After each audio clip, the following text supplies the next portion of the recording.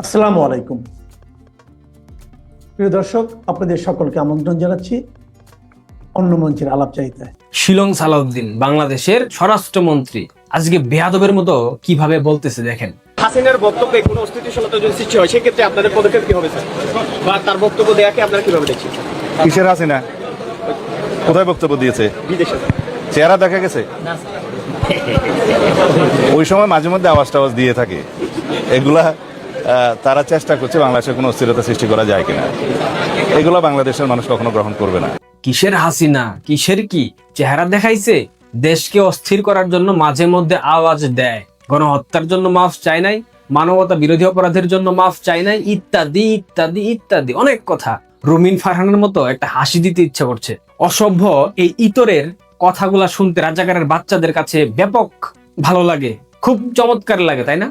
এছাড়াও বাংলাদেশের দালাল গণমাধ্যমগুলা এই সংবাদগুলা চটকদার শিরোনামে প্রকাশ করে। শিলং সালাউদ্দিনের এইসব বক্তব্য তাদের জন্য অনেক উপাদেয় খাবার বলতে পারেন।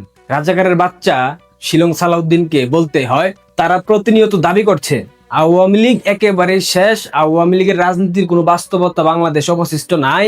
যদি তাই হয় তাহলে আওয়ামী লীগ নিয়ে তোমাদের এত আয়োজনের পেছনের গল্পটা কি? প্রতিদিন সকালে ঘুম থেকে উঠা যাদের নাম জপ করো, দুপুরে যাদের রাজনৈতিক ভবিষ্যৎ নিয়ে গবেষণা করো, আর রাতে টকশোতে বসে যাদের অস্তিত্ব বিলুপ্ত করতে চাও এইসব ঘোষণা করো, তারা কি বাংলাদেশের রাজনীতিতে সত্যিই অপ্রাসঙ্গিক? যে সত্তা কোনো অস্তিত্ব নাই এইটা তারা দাবি করে, সেই অদৃশ্য ছায়াকে দেখার পর তাদের মনে এত কিসের ভয়? গত 2.5 বছর ধরে এদেশের রাজনীতিতে একটা অদ্ভুত নাটকের মহড়া চলছে। একদিকে সরকারের মন্ত্রী এবং রাজনৈতিক পাকনাগুলা সারাদিন ক্যালকুলেটর নিয়ে হিসেব মেলাচ্ছে, আওয়ামী লীগ ফিরবে কি ফিরবে না, শেখ হাসিনা আবার নতুন করে কি বললেন। আর অন্যদিকে সাধারণ মানুষকে বোঝানো হচ্ছে বাংলাদেশে নাকি আওয়ামী লীগ কিংবা শেখ হাসিনার কোনো রাজনৈতিক বাস্তবতা নাই। বাস্তবতা যদি নাই থাকে তবে প্রতিদিনের ঘুম ভাঙার পর একটা নাম দিয়েই তাদের দিন শুরু হয়, একটা নাম নিয়েই তাদের এত মাথা ব্যথা কেন? আজকে পুরো দেশের রাজনীতির মূল কেন্দ্রবিন্দু আওয়ামী লীগ। আওয়ামী লীগ পুরো দেশের রাজনীতির মূল কেন্দ্রবিন্দু হয়ে দাঁড়িয়েছে। কেন দাঁড়িয়েছে? এই প্রশ্নের উত্তরটা নিশ্চয়ই আপনারা জানেন। এক মুখে বলা হচ্ছে আওয়ামী লীগের কোনো প্রকার জনসমর্থন নাই, তারা নাকি নতুন বাংলাদেশে ধূলিসাৎ হয়ে গেছে। কিন্তু বাস্তব চিত্র কি বলে? ঢাকার কোনো গলিতে যদি ছাত্রলীগের 20 জন কর্মী একটা ঝটিকা মিছিল বের করে, সাথে সাথে তৎক্ষণাৎ সেটা বাংলাদেশের জাতীয় গণমাধ্যমের প্রধান খবর হয়ে যায়। শুরু হয় মামলার পাহাড়। শেখ হাসিনা অনলাইনে একটা অডিও বার্তা দিলে পুরো সরকারের উপদেষ্টা এবং মন্ত্রীরা সেটা বন্ধ করতে মরিয়া হয়ে যায়। বৈঠক করে গণমাধ্যমকে কঠোর ভাষায় নির্দেশ দেওয়া হয়, খবরদার এই সব খবর সম্প্রচার করা যাবে না। আদালত থেকে নির্দেশনা দেওয়া আছে, যাদের জনগণ চিরতরে প্রত্যাখ্যান করেছে। তারা বলছে তাদের একটা সংক্ষিপ্ত অডিও বার্তা শুনলে তোমাদের এত আতঙ্ক জাগে কেন? তাদের 20 জন কর্মীর হাক ডাকে পুরো প্রশাসনিক ব্যবস্থা কেন কেঁপে ওঠে? ভয়টা কি শুধুমাত্র মৃত দলকে, নাকি নিজেদের ভঙ্গুর অবস্থানকে? বাংলাদেশের মানুষ তো বুঝে গেছে তোমরা টাউট, তোমরা বাটপার। তোমাদের এতই যদি আত্মবিশ্বাস থাকে এদেশের মাটি থেকে আওয়ামী লীগের নাম মুছে গেছে, তবে একটা চ্যালেঞ্জ নাও। একটা চ্যালেঞ্জ গ্রহণ করতে এত দ্বিধা কিসের? কেন এত দ্বিধা? শিলং সালাউদ্দিনকে এই ভিডিওতে একটা চ্যালেঞ্জ ছুড়ে দিলাম, একটা নিরপেক্ষ সংসদ নির্বাচন দাও, আর সেখানে আওয়ামী লীগকে পূর্ণ স্বাধীনতায় অংশ নিতে দাও। গ্যারান্টি দিয়ে বলছি আওয়ামী লীগ নির্বাচিত হয়ে সরকার গঠন করবে। জনগণের চোখের ভাষা তোমরা কি বোঝো? এ ভণ্ডের দল, পারলে নির্বাচন দিয়ে আওয়ামী লীগকে হারিয়ে পুরো বিশ্বকে দেখিয়ে দাও আওয়ামী লীগ এই দেশের রাজনীতিতে শুধুমাত্র একটা অতীত ইতিহাস। কিন্তু তোমরা সেটা করবে না, কারণ তোমরা খুব ভালো করেই জানো টকশোর চটকদার বক্তব্য আর মিডিয়া ট্রায়াল দিয়ে জনগণের মন মাপা যায় না। ব্যালট বাক্সে আসল হিসেব বেরিয়ে আসার যে বিভীষিকা, সেই ভয়টাই তোমাদেরকে প্রতিনিয়ত কাঁদাচ্ছে, তোমাদের ঘুম হারাম করে দিয়েছে। পুরো ঘটনার গভীরে যেতে একটা ইতিহাসের পৃষ্ঠা উল্টানোর প্রয়োজন আছে। 1971 সালের দিকে একবার চোখ ফেরান। স্বাধীনতা যুদ্ধের 9টি মাস এদেশের একটি বড় অংশ বিশ্বাস করতে পারে নাই বাংলাদেশ কোনোদিন স্বাধীন হবে। দীর্ঘ রক্তক্ষয়ী সংগ্রামের পর যখন দেশ স্বাধীন হলো, তখন এই মানুষগুলা অবাক হয়ে এক ধরনের বিরক্তি নিয়ে সেটা প্রত্যক্ষ করলো। কারণ যুদ্ধের ওই 9 মাস তাদের দিন কেটেছিল চরম বিরক্তিতে। ব্যবসা বাণিজ্য বন্ধ, লাভ হচ্ছে না, লস হচ্ছে, স্কুল কলেজ বন্ধ, খামখেয়ালি জীবনযাত্রা, স্বাভাবিক জীবনযাত্রা ব্যাহত। তারা দিনরাত দীর্ঘশ্বাস ফেলতো আর ভাবতো কবে এই গন্ডগোল থামবে, অর্থাৎ মুক্তিযুদ্ধকে তারা গন্ডগোল হিসেবে আখ্যা দিয়েছিল। তারা কিন্তু প্রকাশ্যে রাজাকার কিংবা আলবদর ছিল না, তারা ছিল চরম রাজনৈতিক স্বার্থপর মধ্যবিত্ত এবং উচ্চবিত্ত শ্রেণী। নিজে বাঁচলে বাপের নাম, এটা ছিল তাদের জীবনের মূল দর্শন। তারা এক পাল্লায় মাপা শুরু করেছিল ইয়াহিয়া খান এবং বঙ্গবন্ধু শেখ মুজিবুর রহমানকে। গালি দিতে দুজনকে সমান তালে সমানভাবে। কি দরকার ছিল এই সকল ঝামেলা বাঁধিয়ে দেশের শান্তি নষ্ট করার? স্বাধীনতার পর এই গোষ্ঠীটি তাদের হারানো আরাম আয়েশ এবং সুযোগ সুবিধার হিসাব মিলাতে শুরু করলো। পদে পদে তারা পাকিস্তান আমলের সঙ্গে স্বাধীন বাংলাদেশের তুলনা করত। তাদের মনে তৈরি হয়েছিল অন্ধ একটা ক্ষোভ। মূলত আজকের দিনে আমরা যেই এন্টি আওয়ামী মনস্তত্ত্ব বাংলাদেশে দেখতে পাচ্ছি, তার আদি জন্ম হয়েছিল 1971 সালের সেই স্বার্থপর শ্রেণীর হাত ধরে। তাদের বংশধররা আজ নিজেদের পরিচয় দেয় পরম দেশপ্রেমিক হিসেবে। তারা দাবি করে তারা নাকি স্বাধীনতা বিরোধী নয়। কথা সত্যি, তারা হয়তো অস্ত্র হাতে রাজাকার ছিল না, কিন্তু তাদের রক্তে মুক্তিযুদ্ধ নিয়ে কোনো শিহরণ নাই। পাকিস্তানের প্রতি তাদের প্রকাশ্যে টান না থাকলেও অন্তরে অন্তরে তারা পাকিস্তানকে ধারণ করে, লালন করে। তবে একটা বিষয় তাদের শিরায় শিরায় বহমান, উগ্র ভারত বিদ্বেষ এবং আওয়ামী লীগের প্রতি এক অন্ধ যুক্তিহীন ক্ষোভ। 2024 সালে যখন সরকার পতন হলো, সবচেয়ে বেশি উল্লাসে মেতে উঠেছিল কারা? এই শ্রেণী। এরা খুব চালাকির সাথে মুক্তিযুদ্ধ এবং জুলাইকে একই সমীকরণে দাঁড় করাতে চেয়েছে বারবার। এরা জামায়াত ইসলামের মতো বিতর্কিত দলের রাজনৈতিক অধিকার এক বিন্দু আপত্তির তুলে না, কিন্তু আওয়ামী লীগের রাজনীতি নিষিদ্ধের প্রশ্নে রাতারাতি সবচেয়ে কঠোর বিচারক বনে যায়। এরা পারিবারিক সূত্রে হয়তো অন্য কোনো দলের সমর্থক, মুখে জামায়াত বিরোধী সাজলেও অন্তরে জামাতের প্রতি তাদের অদ্ভুত একটা সহানুভূতি কাজ করে। কারণ তাদের রাজনৈতিক অস্তিত্বের একমাত্র খুঁটি হলো আওয়ামী বিদ্বেষ। আপনার চারপাশে একটু নজর দেন, একটু নজর ঘুরিয়ে দেখেন, এই মানসিকতার মানুষদের পারিবারিক ইতিহাস ঘেটে দেখেন। আমি যে কথাগুলো বললাম প্রত্যেকটা কথার সত্যতা পাবেন। তারেক রহমান সুদূর ইংল্যান্ডে বসে দীর্ঘ 17 বছর রাজনীতি করেছে, দলীয় মিটিং পরিচালনা করেছে, ভিডিও বক্তব্য দিয়েছে। সেইটা যদি রাজনৈতিক অধিকার এবং গণতন্ত্রের চর্চা হতে পারে, তবে বঙ্গবন্ধু কন্যা শেখ হাসিনা ভারত থেকে কোনো বক্তব্য রাখলে তোমাদের এত গাত্রদাহ কেন হয়? নীতি কি ব্যক্তির মুখ দেখে বদলায়? বলতে পারেন শেখ হাসিনার বিরুদ্ধে মৃত্যুদণ্ডের রায় হয়েছে, তারেকের বিরুদ্ধেও যাবজ্জীবন কারাদণ্ডের রায় হয়েছিল। তারেক আজকে বাংলাদেশের প্রধানমন্ত্রী। তারেক কি এই রায় উপেক্ষা করে কোনোদিন একেবারের জন্য বাংলাদেশে ফিরতে চেয়েছিল? দেশের মানুষের জন্য, দলের নেতাকর্মীদের জন্য জীবনকে উৎসর্গ করতে চেয়েছিল? চায় না। কিন্তু বঙ্গবন্ধু কন্যা শেখ হাসিনা দেশের মানুষের জন্য, দলের কর্মীদের জন্য নিজের জীবনকে উৎসর্গ করতে চেয়েছেন। তাকে যদি হত্যাও করা হয়, তিনি বাংলাদেশে ফিরবেন এবং ফিরবেন। তিনি বলেছেন মানে ফিরবেন, এটা নিয়ে কোনো সন্দেহ থাকা উচিত না। বিএনপি দেশপ্রেম ভণ্ডের দল। আজকে যারা ইতিহাসের বিচারে মাফ চাওয়ার বড় বড় বয়ান দিচ্ছে, তাদের কি এই সত্যগুলা জানা আছে? এই ইতিহাসগুলা কি তারা ভুলে গেছে? এই দেশের সেনাবাহিনী কখনো কোনোদিন 2 জন রাষ্ট্রপ্রধানকে নির্মমভাবে হত্যার জন্য জাতি এবং রাষ্ট্রের কাছে ক্ষমা চেয়েছে?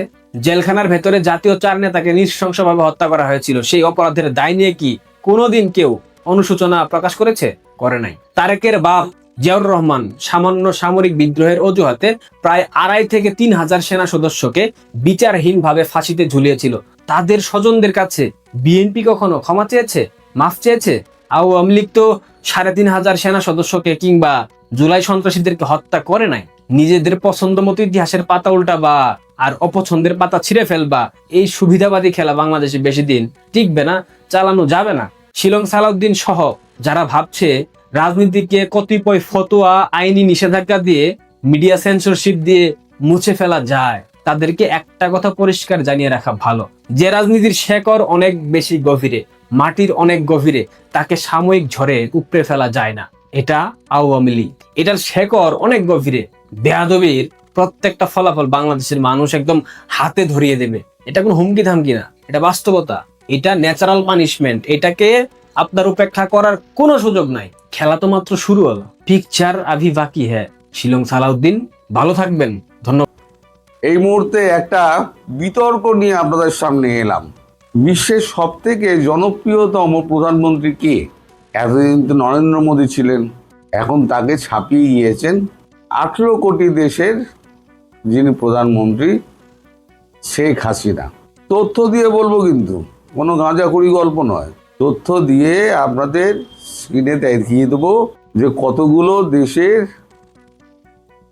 কতগুলোর প্রতিষ্ঠান তার ওই লাইভ সম্প্রচার দেখেছেন। এই বাঙ্গুদের দেশে এরকম একটা প্রধানমন্ত্রী হলো কি করে, আমি তো সেটাই বুঝে পাই না।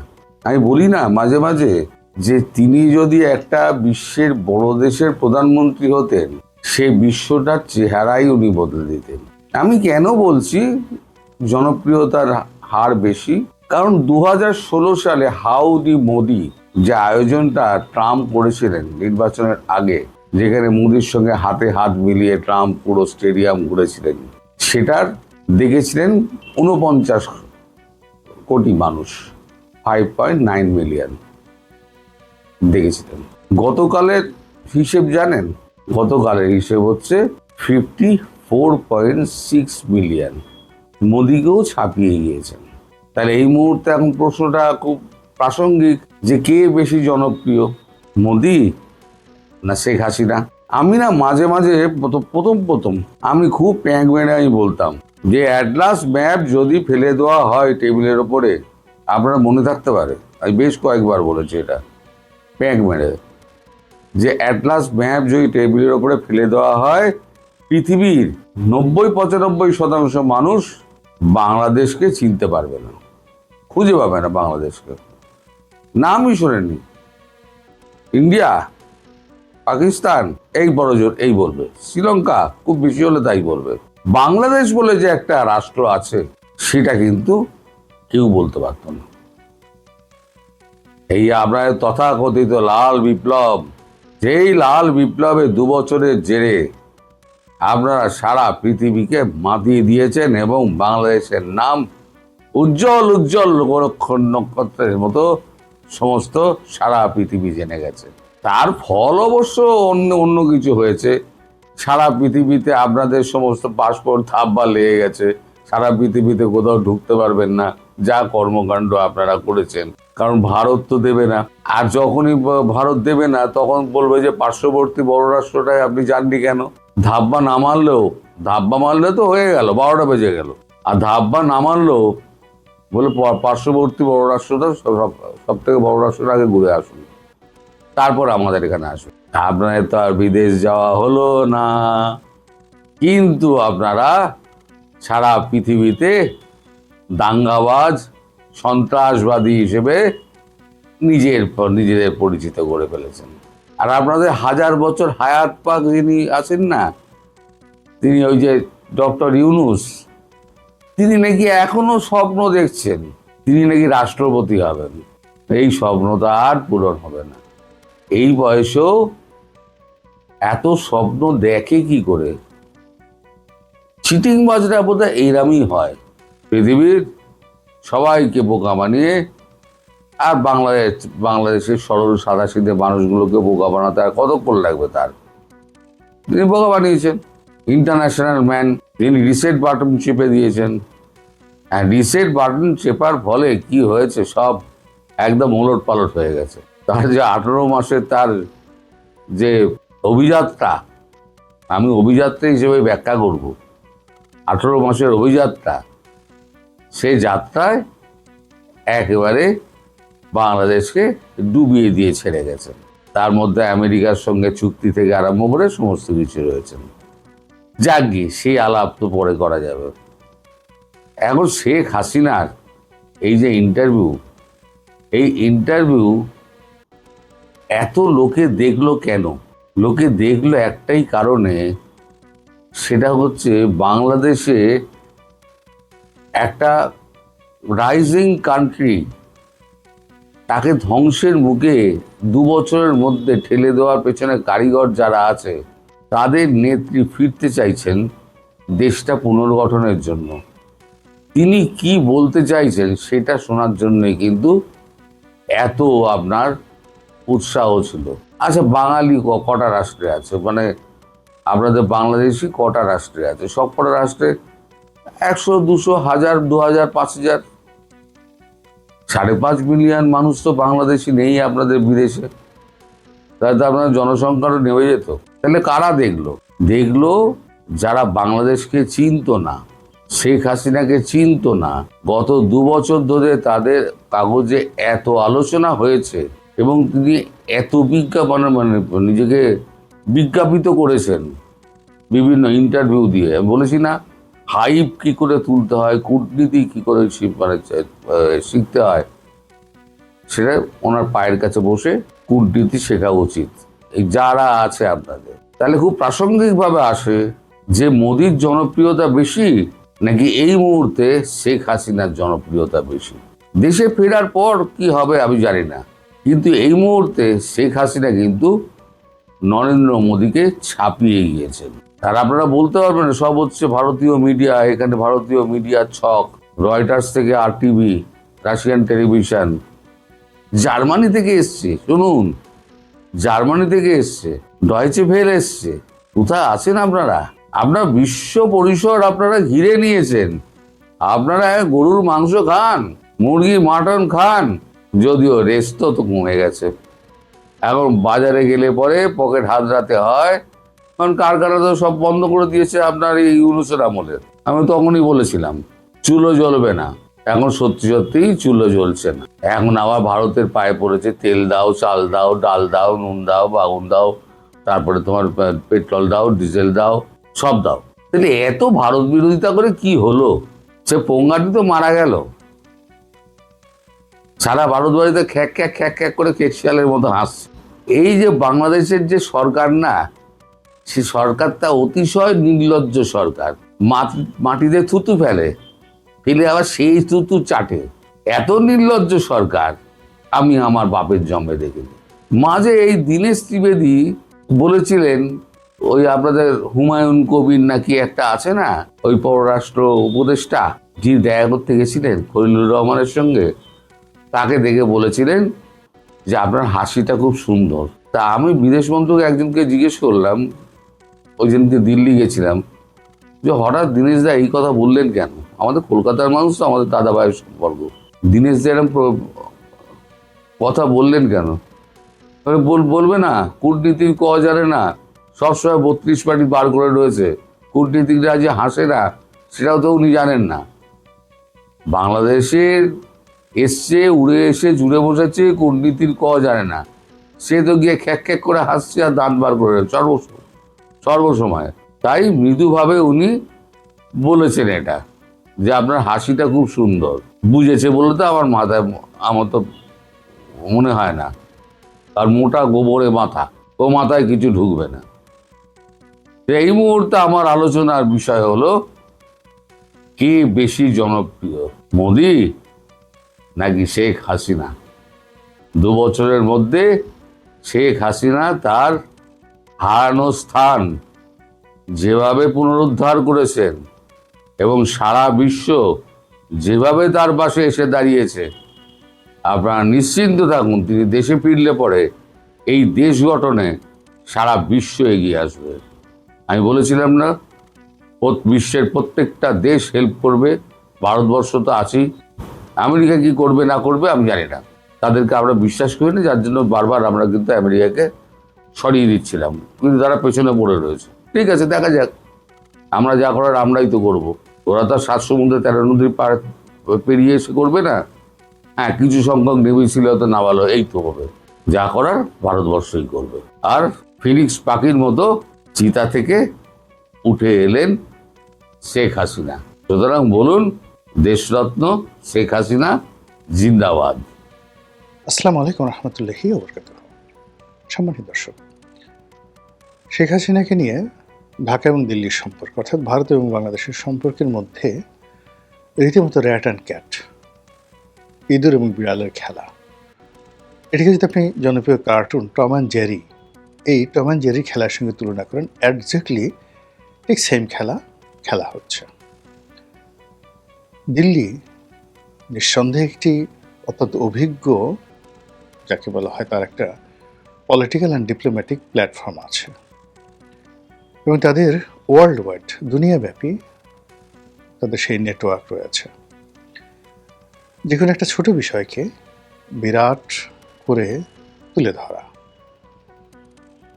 তারপর যে কোনো একটা বড় বিষয়কে একেবারে ছোট করে ফেলা, যে কোনো একটা বড় সমস্যা, সেটা গণতান্ত্রিক আন্দোলন হোক, সন্ত্রাস হোক, এনিথিং, রাষ্ট্র ইটসেলফ যদি মনে করে, ভারত রাষ্ট্র মনে করে যে এটি রাষ্ট্রের জন্য কল্যাণকর নয়, সেখানে রাষ্ট্রের মেশিনারিজগুলো অটোমেটিক্যালি সেখানে আদার দেন পলিটিক্যাল পার্টি ফাংশন করতে থাকে। যেমন ধরুন, তাদের জুডিশিয়ারি, তাদের মিলিটারি, তাদের সিভিল সার্ভিস, তাদের বিভিন্ন গোয়েন্দা সংস্থাগুলো, এই সংস্থাগুলো অটো ফাংশন করে দেশের ভিতরের এবং বাইরের অরাজকতা দূর করার জন্য, এবং এক্ষেত্রে বিশ্বাস করেন যে তাদের কোনো পলিটিক্যাল নেতৃত্বের কোনো রকম, যাকে বলা হয় এখানে অনুমোদন, প্রলোভন কিংবা কমান্ড দরকার হয় না। বোঝার চেষ্টা করুন যে বাংলাদেশ এবং ভারতের যে সম্পর্কটি, এই সম্পর্কটি অনলি 10% সম্ভবত পলিটিক্যাল ডিজায়ার, আর বাকি 90%, সেই 90% হলো ভারত নামক যে রাষ্ট্রীয় কাঠামো, রাষ্ট্রসত্তা, সেই সত্তার অটো ফাংশনের মধ্যে পড়ে গেছে। যেমন ধরুন, আমাদের সাথে তাদের প্রায় 4500 কিলোমিটারের সীমান্ত রয়েছে। এই সীমান্তে তাদের যে সীমান্তরক্ষী বাহিনী যে কাজগুলো করবে, এটার একটা অটো সাজেশন আছে। সীমান্ত ঘিরে যে সীমান্তরক্ষী বাহিনীর বাইরে কতগুলো ক্যান্টনমেন্ট আছে। এরপরে সীমান্ত ঘেরা যে 7 সিস্টার, 7টি রাজ্য রয়েছে, সেই 7টি রাজ্যের যে রাষ্ট্রীয় কাঠামো, সেই রাষ্ট্রীয় কাঠামোর কতগুলো অটো ফাংশন আছে। এরপর ভারতের কেন্দ্রীয় কমান্ড, সেনাবাহিনী কেন্দ্রীয় কমান্ড, ভারতের যে যারা বিদেশের মাটিতে ভারতের স্বার্থ সংরক্ষণ করে, গোয়েন্দা সংস্থা like CIA or like MI6, ব্রিটেনের MI6 এর মতো। তো এই প্রতিষ্ঠানগুলো শেখ হাসিনাকে নিয়ে যে কাজকর্ম করছেন, আমি আগেই বললাম তার 90% রাষ্ট্র ইটসেলফ এখানে অনেক কিছু করছে, আর অনলি 10% এটি নরেন্দ্র মোদী, অমিত শাহ তাদের উপর নির্ভর করছে। এখন কোনো কারণে যদি বিজেপি ক্ষমতা থেকে চলে যায়, রাহুল গান্ধী আসে, তাহলে এই 10%-এর জায়গায় বড় জোর 11% হবে বা বড় জোর 9% হবে। বাকিটা কিন্তু বাংলাদেশের সাথে ভারতের যে সম্পর্ক, সেই সম্পর্কটা তারা তাদের যে রাষ্ট্রীয় কাঠামোর যে অটো ফাংশনাল ইনস্টিটিউশনগুলো রয়েছে, সেই ইনস্টিটিউশনের মধ্যে তাদেরকে ঢুকিয়ে দেওয়া হয়েছে। এখানে আমরা বাইরে থেকে যতটা বুঝতে পারি, সেটা হলো তারা বাংলাদেশের সঙ্গে একটি সম্পর্ক রক্ষা করতে চাচ্ছে। বাংলাদেশ তারা দখল করবে না, বাংলাদেশে তারা ইনসার্জেন্সি চালাবে না, বাংলাদেশকে কখনো তারা সিকিমের মতো এইভাবে দখল করে রাখবে না। কেন রাখবে না? তাদের এই যে 7টি রাজ্য আছে, এখানে তাদের যে একটা পলিটিক্যাল ডেমো আছে, এরপর এর বাইরে তাদের যে একটা ভূতাত্ত্বিক বিধি ব্যবস্থা রয়েছে, তাদের যে একটা ভাষাতাত্ত্বিক ব্যবস্থা রয়েছে, এবং কালচারাল হেজিমনি যেটিকে বলা হয়, সেই কালচারাল হেজিমনিটা সম্পূর্ণ চেঞ্জ হয়ে যাবে। প্রথমত ধরুন যে আমাদের হাজার বছরের ইতিহাসে বাংলা, বিহার, উড়িষ্যা এই রাজ্যগুলো একত্রে ছিল। বাংলা বলতে পশ্চিম বাংলা এবং বাংলা, এর সঙ্গে আসামের একটা বিরাট অংশ, আর উড়িষ্যা বলতে তো উড়িষ্যা বুঝছেন, আর বিহার। এখন বাংলাদেশকে যদি তারা দখল করে, দখল করার সঙ্গে সঙ্গে ভারতের এই 7 সিস্টার, এই 7 সিস্টারের মূল কেন্দ্র হয়ে পড়বে আইদার ঢাকা অথবা কলকাতা। তখন এই অঞ্চলে, এই বাংলা, বিহার, উড়িষ্যা এবং এর কেন্দ্রিক যে 7 সিস্টার, যেটি ব্রিটিশ জমানাতে, তার আগে সুলতানি জমানাতে, মুঘল জমানাতে যেভাবে এই পুরো অঞ্চল হাজার হাজার বছর ধরে অ্যাক্ট করেছে, এবং উত্তর ভারত এবং দক্ষিণ ভারত, এবং এই অঞ্চলই উত্তর ভারতের রাজনীতি মানে দিল্লি রাজনীতি ডমিনেট করেছে, আর দিল্লি দক্ষিণ ভারতকে মানে নরেন্দ্র মোদীর যে এলাকা, সেই এলাকার মানুষদেরকে অত্যাচার করেছে। এখন স্বাধীন ভারতে 47-এর পরে এটা রিভার্স হয়েছে, অর্থাৎ দক্ষিণ ভারতের যারা রাজনীতিবিদ, তারাই এখানে, ধরুন জওহরলাল নেহরু দীর্ঘদিন তিনি ছিলেন, প্রধানমন্ত্রী ছিলেন, কিন্তু তার যে স্বরাষ্ট্রমন্ত্রী ছিলেন Sardar Vallabhbhai Patel, he was more powerful than of Jawaharlal Nehru.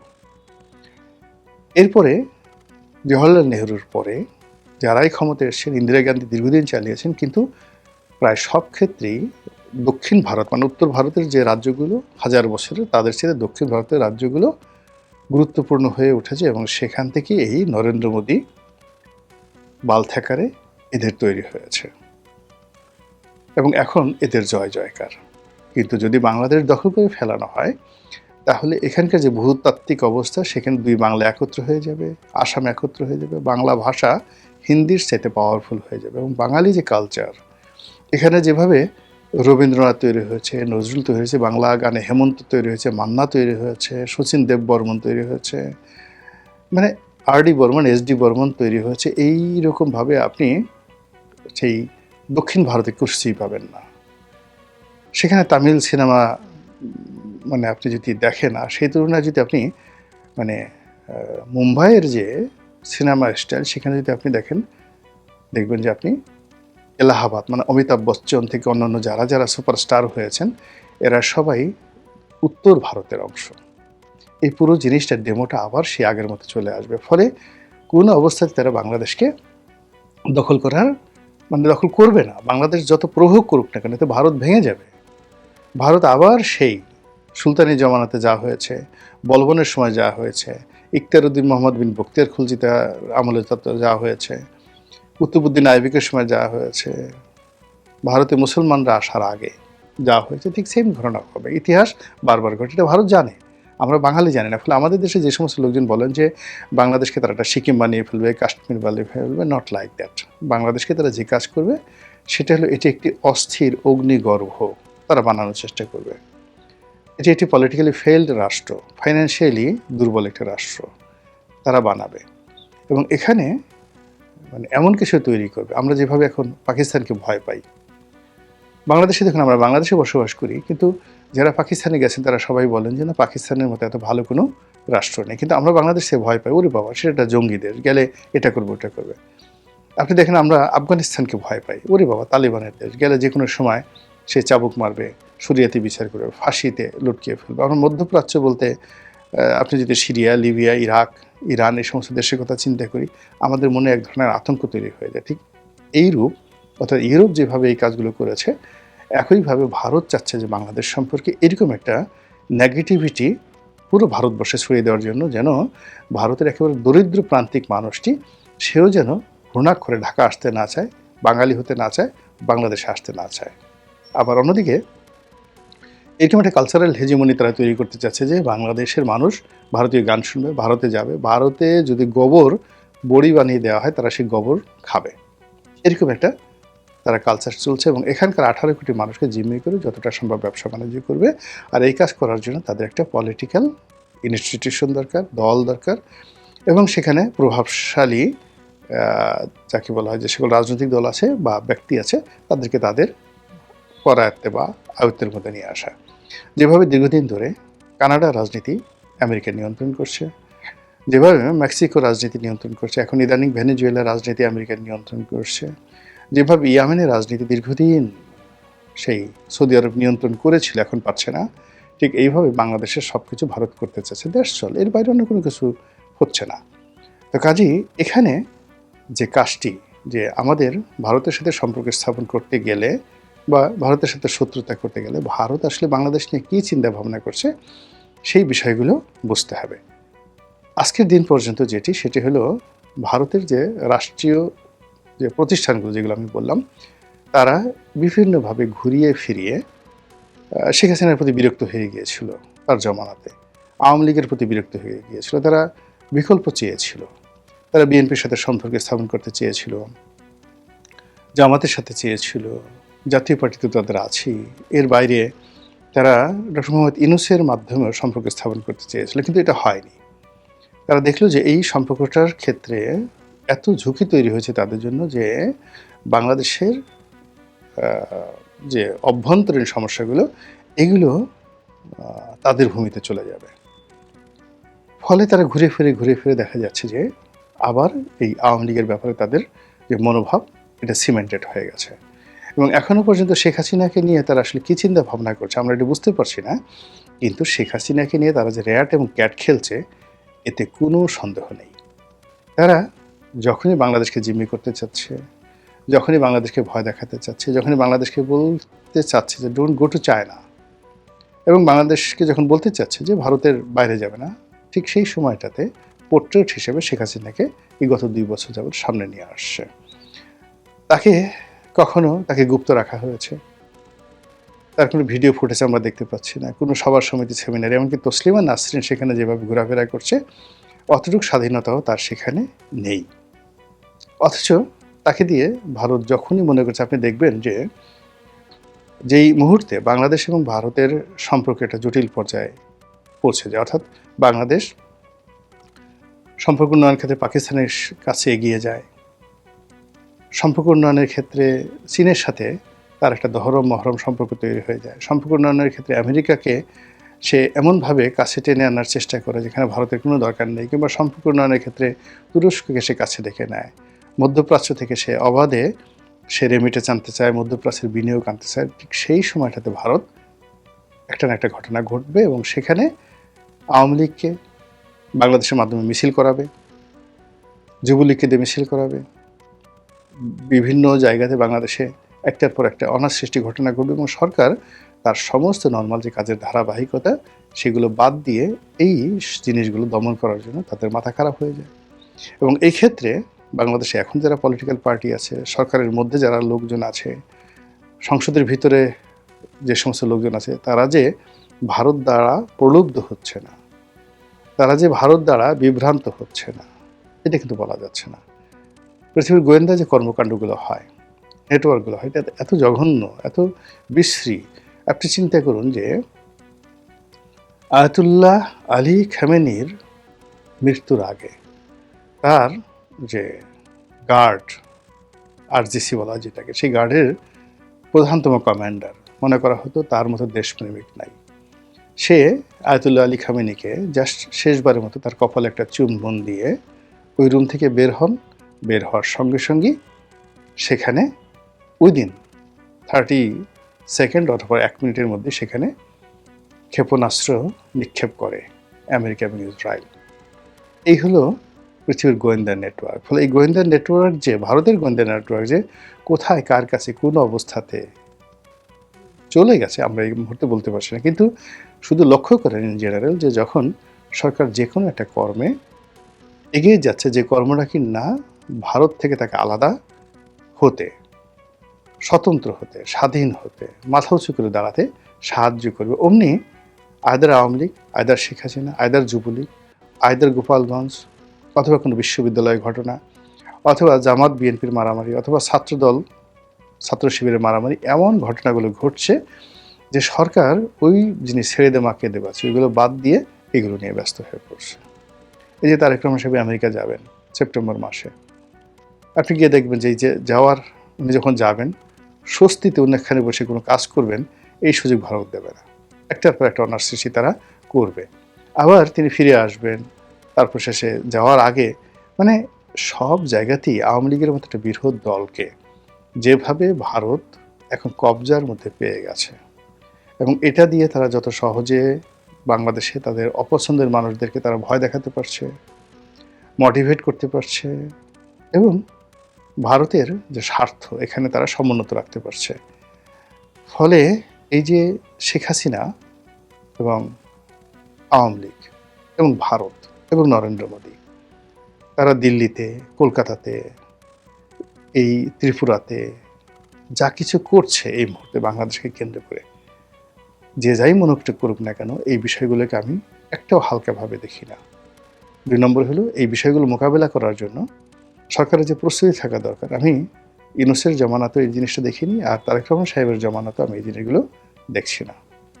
ফলে একটার পর একটা সমস্যা তৈরি হচ্ছে, রাষ্ট্রের বিধি ব্যবস্থাগুলো দুর্বল হয়ে যাচ্ছে, চেইন অফ কমান্ডগুলো ভেঙে যাচ্ছে, প্রতিটা মানুষ আত্মবিশ্বাস হারিয়ে ফেলছে, সবার মধ্যে গল্পগুজব দানা বাঁধছে, এবং প্রতিটা মানুষ স্বপ্নবিলাসী হয়ে আতঙ্কিত অনুভব করছে অথবা পুলক অনুভব করছে।